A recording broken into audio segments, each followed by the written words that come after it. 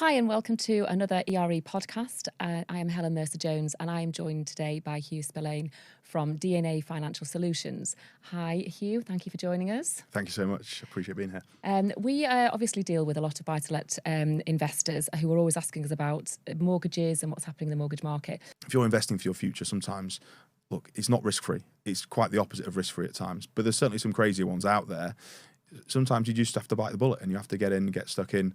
And, you know, would you rather look back and say 5-10 years ago, I should have done that and should have just, muddled through a couple of these regulatory changes? Or is there an element of confidence and bravery that should really come into this space? If you just stand steady, eventually it does go up. And it does. It does. It's always the best time to get in is a few years ago. So get in now and let it grow is always the way. I would agree.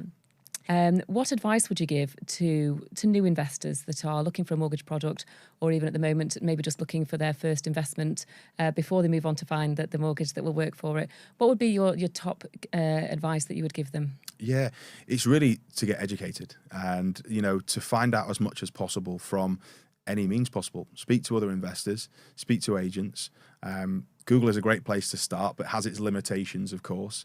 But get professional advice, and you need to have a little power team around you. You've got to have a CV of your own to say, whether this is my first investment or my 15th, I've got to present myself in the best way here to be able to buy that property, to get a good mortgage on it, to hopefully get eventually a really solid tenant in there, and then over time to be able to run what we see in the most part is a professional operation of being a landlord now, to make a profitable entity of it.